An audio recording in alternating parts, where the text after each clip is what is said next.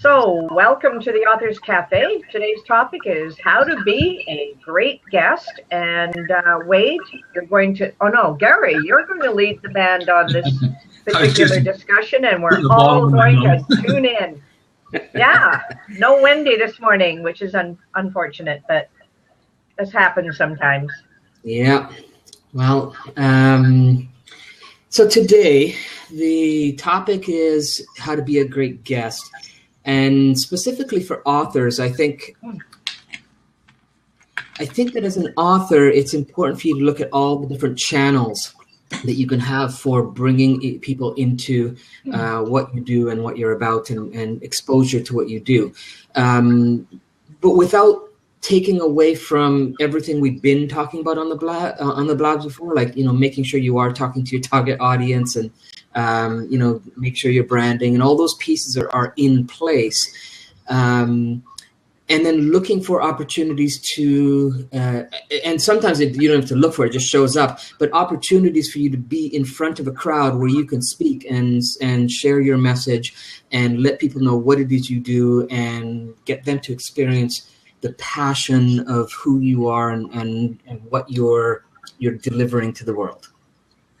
So today we want to kind of look at what are the components to that, so that, the authors that are going out who either are doing it and aren't getting results, or those that are scared to do it, don't know what to do. So how do we give them some tools they can take away out of this half-hour blab, and take that out to the marketplace to help them build their career as career authors.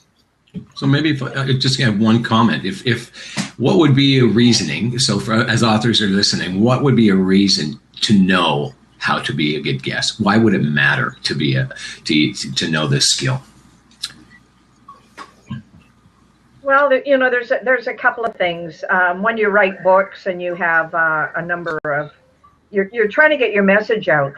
Now, being interviewed as a guest on a radio show or a television show gives you a chance to not talk about your book per se, but sort of build your platform, build your audience. So for that book or any other books, it just gets the word out. And when people start to realize your expertise, then they're coming back to you. And the book is an add-on at that point. And I think that's more where you want to go, rather than I'm marketing this book. I've got one up here. I could go out and market that networking book, market it like crazy. Behind it is a branding book and an e-learning book and a this book and a that book. I would have to do it for each subsequent ones. But if you go for the interview, you think about you as the author. You're the person that you want people to focus on. Mm-hmm. So you're the answers to any particular questions on an interview. Make a reader decide whether, this is an author, I could buy all their books, or, okay, I'll test them out and maybe I'll follow them, or make a decision that I'm not the audience. So it makes sense to actually be good at it. Makes sense to get a skill at being a good guest. Yeah, because I think it puts a personality behind the brand, right? It puts a personality behind the book. It puts a personality behind,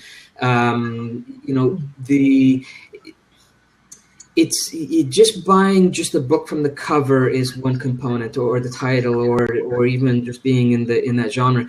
But it just gives a whole new dimension to the involvement that your reader has with you if they know who you are and they've got that live interaction. And it's like meeting a star, right? If you meet a star,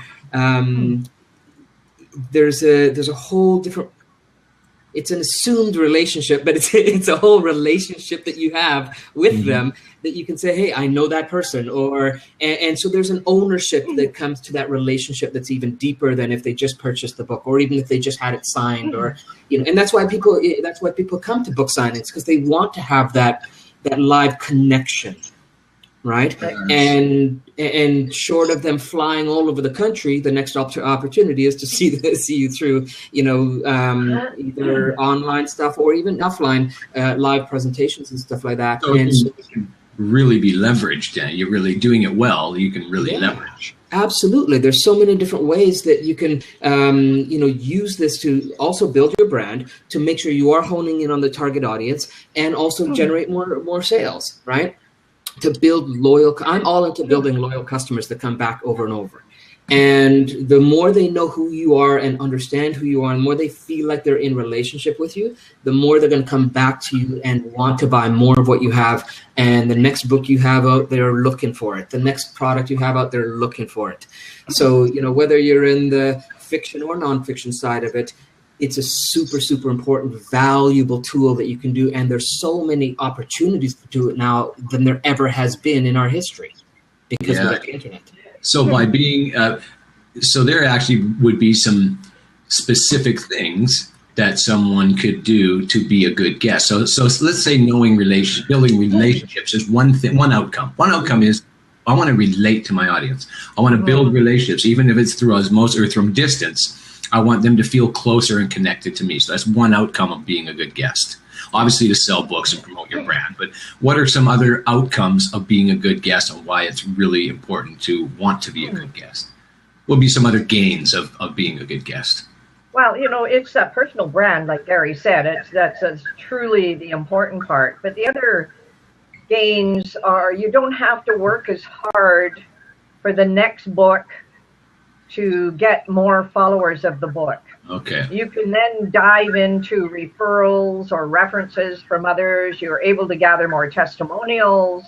The things we were talking about earlier this morning kind of relate to it, where it doesn't have to be a testimonial. It can be a recommendation. You look at LinkedIn, they've got all kinds of recommendations from people, testimonials.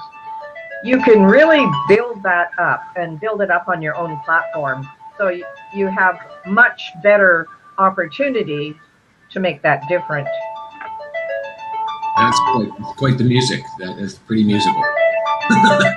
That's my phone ringing. Must be some. Yeah, you have the headphones on. You wouldn't hear it. We would. That's all good. I had to go find my phone. Nice. I couldn't find it, and I'm going, uh-oh, it's ringing. And I got the headphones on, and I don't hear it. So I changed muted it now. So being a good guest, like even in the few minutes we've been talking, anyone who's listening, and joining us or maybe watching this as a replay, being a guest can be leveraged. So even something as simple as a talk show, which I don't watch, but I know their purpose. The purpose is to sell the movie that the person's in. It's got nothing to do with that. But how? For you to feel connected to that person. They laugh. They tell pointless jokes. Yeah. Nothing about it is really. There's a couple scripted things, but the rest of it is they're just winging it. For what? To explore the person's personality. Yes. That's really what the good interview is trying to bring out. So you can leverage that in so many ways. What would be some things that we could do as a guest to prepare to say my goals are to build relationships, to move more books, to leverage my brand? What could I do in advance of an interview to make my experience as a guest as good as possible?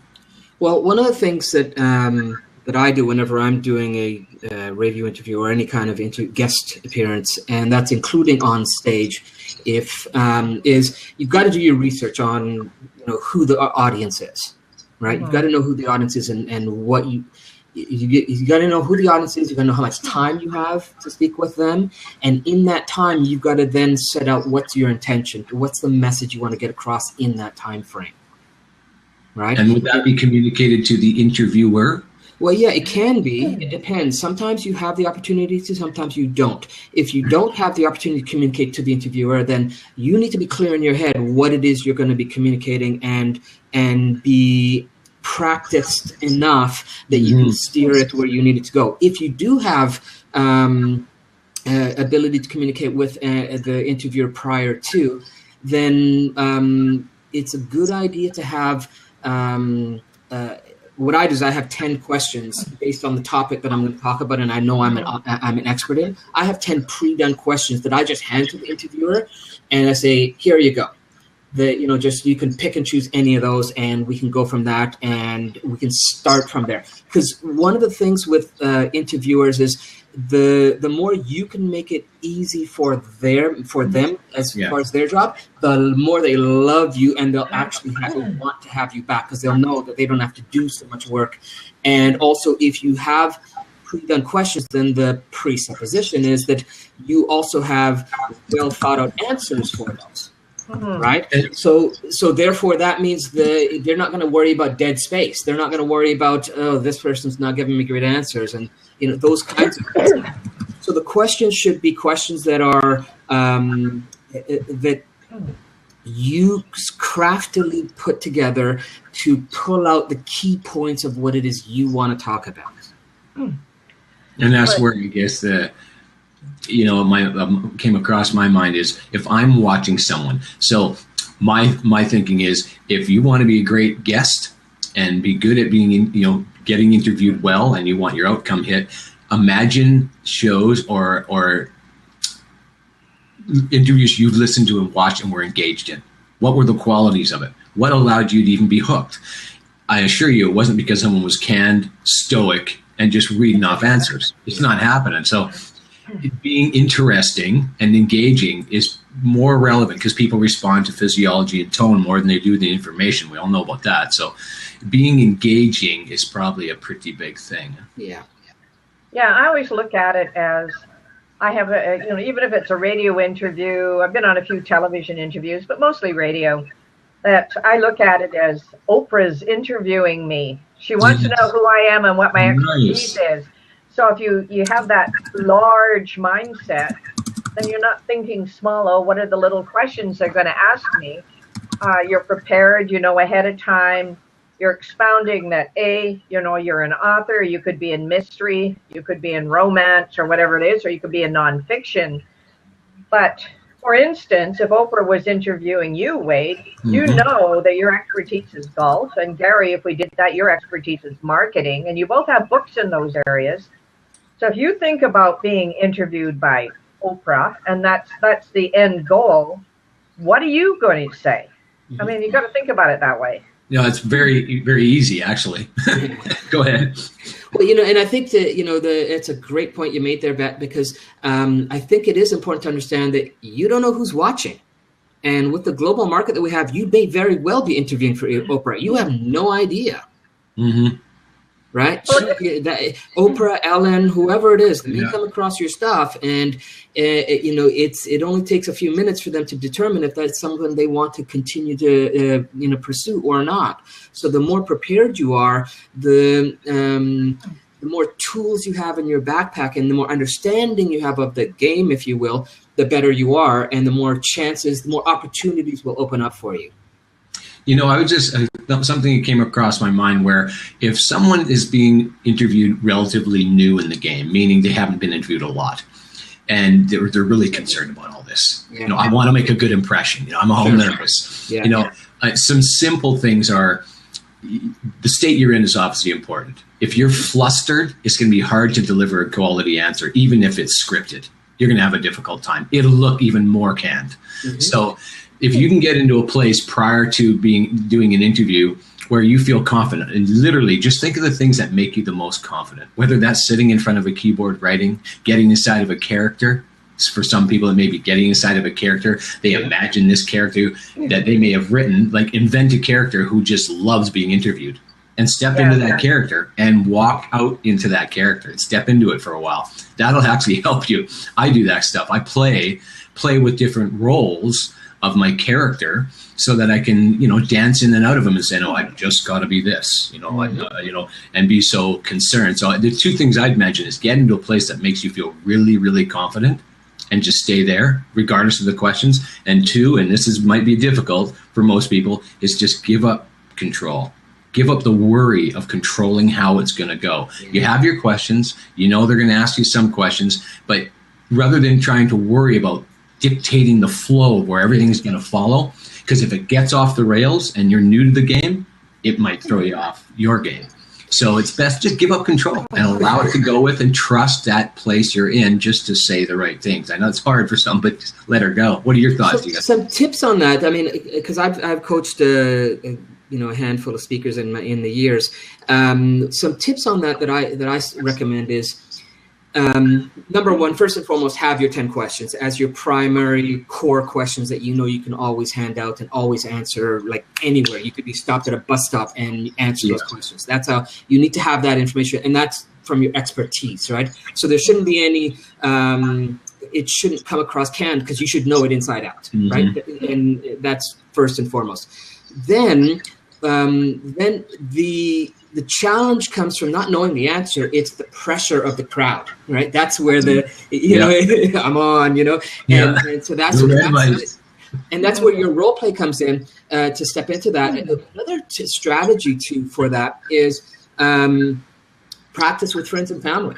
Actually physically practice, have them do an interview with you, sit down, give them the questions, have them, and then kind of do it. So you're in front of one, and then when you're comfortable with one, then do it in front of a few, and then you can also look at, and this may, in the growth stage, right? In the growth stage, you want to start small and fumble with insignificant groups. Yeah. Oh yeah, for sure. Yeah, I was going to say the beginning author has the problem. So if you're gonna worry about fumble, you should do it. You should fumble in front of a group that doesn't matter who they are and you don't really care. So if you can find the smallest radio station in your vicinity that the listenership is, as far as you can throw a rock, then that's okay, because then you get that experience and you get comfortable in that atmosphere. Even to some degree, again, in the growth stage, go to even groups that really have they're not niche and targeted like we would be when we're actually crafting our message and trying to make sales. Just any group that's willing to hear you talk, and there's all kinds of. Really, you search online and you can see now there's all kinds of opportunities for radio shows, blogs, blog talk radio, blabs, where you get this opportunity, whether you go on to a preset channel or you start one up yourself and just get comfortable that way. There's so many opportunities to do it now than there's been ever, right? I like a comment. Just keep your thought back. This is a quick one. Another thing is, don't worry about being perfect. Yeah. The irony is, we think, I just, say we're new. I don't want to make a mistake. I want to make sure I come off right. And we build this pressure just by those thoughts about perfection, which there is no such thing, by the way. There is no such thing as perfect. What's perfect is when you are able to connect with your audience. If you can connect at any level and you can build on that, people will forgive mistakes. Just think about it. If you have a friend who fumbles through words, or you're on a first date, or you're in those moments where it's heightened emotions, if someone trips but you connected with them, you forgive them. Yeah. You don't even notice it. You literally let it all slide because I like this person. But if you are perfect and people don't like you, you're worse off. Because people feel that they tend to not like it as much, and they're looking for when you screw up. Exactly, there you go. That's exactly right. You couldn't have said it better. So you see the two sides of that conversation. You're better off being natural, being human, connect. Then it doesn't really matter near as much as what you say. People like you. You're going to make mistakes, and they'll kind of chuckle at it, and you can use it to your advantage actually, because you've humanized instead of package. Think about it. How many times do you listen to a package presentation that really turns you on? It's not. Yeah, it feels like they're reciting it. Exactly. Oh, this. Like I could take this email and just read it. Eleanor went through and take it, or it's just like reading a book. You have to have that personality to it. But a good way to practice an interview is to take a chapter of your book and simply go onto a blab or a podcast type forum and then record it and then listen back. And if you have something like Camtasia Studio, you can always go back and cut out the blips if you feel uncomfortable with it. But just interview yourself. You can play two parts on there. You can be asking the questions, and then you can have yourself answer those questions, and then you just plug the pieces in on something like Camtasia. It makes it easy for those that are beginning. Because I know when I was a teacher as well, which helped, but I remember my first teaching days, You have to write all these lesson plans. So you're writing. Yeah. And then the time comes, you're going to go in front of these 30 teenagers in a classroom and talk about fumble and fubs. It just, it's actually quite hilarious. But those fumble and fubs all connected you better with your classroom. Totally. And then they laugh with you, and then you laugh at yourself. You relax, you feel more comfortable with it. And that's exactly how you have to do it when you're wanting to be a great guest, is you have to get the experience behind you, whether it's interviewing yourself. Family and friends seem to be a little more critical than I like. Yeah. So I prefer to, work with strangers in that respect. Well, business acquaintances. And that's a good way to get someone to mentor you at the same time, because, people love to help people. And, no matter what you think, people love to help people. Family and friends love to criticize you. So yeah, that's true. You've got two different aspects of it, but it's practice, get the experience. The questions that you developed and you're practicing, I hate this question. It gives you the opportunity to go back and say, it needs to be in this direction. And it's also then focusing on what you need to focus on as an author, whether you're the author or you are the book. So you have to make a decision between the two. So it just a little more food for thought. I play music. And I play music in a band. A few times a year we do gigs, and just for fun, my passion. I love playing guitar. And when I was younger, it mattered so much to me how I played. Like how the notes and making sure they were bang on and making sure that, I was whatever was going on in my head. I had pressure on me to play well. And because and here's what happens. I was comparing my playing to people I idolized. Well, I'm just a guy learning, but my comparison was so away from my skill set.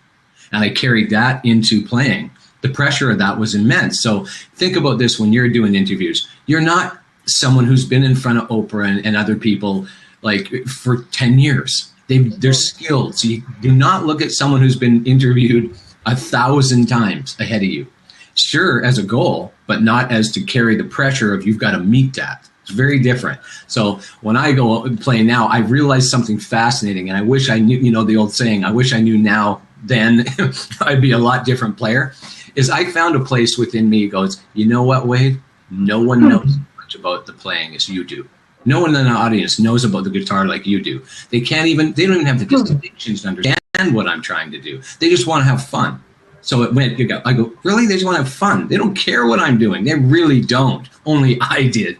And as soon as I got there, I relaxed and I made mistakes all night. I really did. I was aware of them too. Didn't care. No one noticed. No one said anything. That's right. Because that's why the friends and family thing is a no. That's right. So I think the point is when when I got out of myself, and here's the big distinction for me. When I got out of myself and out of my own way of how people are thinking about me, I relaxed. And then I got way more easier. People connected with me on their own, and I had way more fun playing the gigs as I wasn't stressed about making mistakes. Yeah. So I became actually looser, more fun. And I just, maybe that's food for thought, and some people can take some nuggets from that.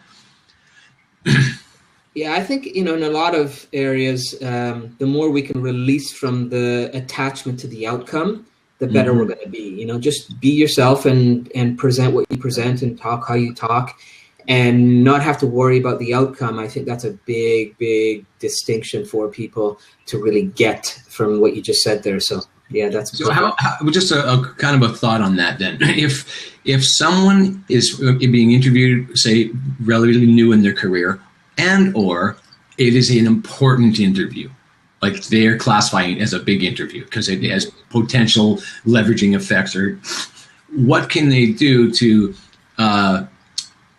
not get in their own way and build that pressure? Because they're saying this is the interview. I'm so okay today. It's on at 11 o'clock. I got to show up early. I got my coat. They're getting all caught up for it, right? Mm-hmm. What are some things, or even one nugget that you could think of that would help someone to relax from that self-imposed pressure of it having to be, the interview? Well, I mean, it depends on the personality. There's all kinds of variables there, but One thing that can work for some people is to do some pre-show meditation, pre-show visualization of how they want it to go through and run it through in their head, and kind of do that 10, 15 minutes before they go on, that kind of stuff. But there's a lot of variables in that, because you've got, fears, phobias, you've got all kinds of stuff, right? But for simplicity, I think, just some pre-game meditation, visualization, even at least once. But if you could do it even days before leading up, to just kind of mentally rehearse how you're going to be. And in that visualization, in that meditation, to really connect with the feeling of being calm through it out. Yeah. That's the key. Right, is really connect with the feeling of being calm in the interview, in being calm in front of the crowd, being calm in front of the interviewer. Those are key components when you're doing that. So it's not just seeing it in your head going through fine. You need to connect with that feeling, and that's probably the most broad usable. No, that's good. That's excellent. I'll amend that. Totally believe in the visualization and seeing yourself experience what you want, and then the connection. So I'll give you 3 simple tips. I do this with golfers or anyone who's preparing to be on stage in the moment. One is slow down. Slow your physical movements down. Physically walk slower. Walk in. Put your coat on slower. That rehearsal of slowing down. And then breathe. There are breathing exercises, and we'll go into that now, but it's 3 simple breathing exercises to slow your heart rate down, and then smile. Internally smile and smile here. So slow down, smile, and breathe. Seriously, that will do wonders, because what happens when we get amped up, we are actually getting faster and faster, whether we're aware of it or not. And so I teach this to anyone who's about to be on stage or in the spotlight. They're revved up. By the time they get there, they I forgot everything I was planned, and they're lost, because they're ahead of themselves. Literally, they're not figurative. They're literally ahead of themselves. So by slowing your physical actions down, you catch up with who you are, and then you settle in and smile. Smile go a long way. Yeah, that's great. I love that. So we've only got a couple of minutes left. So Wade, you gave a good wrap up. Gary, do you want to wrap this up, and then I'll pass it back to Wade to tell people about YouTube and how to get hold of the recordings. Okay. So to wrap up, okay. So there's so much. So what I would suggest is definitely get your 10 quick questions prepared for sure. Do some mental rehearsal, physical rehearsal, whatever you need to do of those, so that you're able to do that. Look for avenues where you can have small groups and not be worried about fumbling, because it's an insignificant group. And when you do get in front of your crowd, give good quality, great content. Don't just talk about yourself. Don't turn into a sales pitch, because people will hate that. Give good quality content, and that's really one of the important things.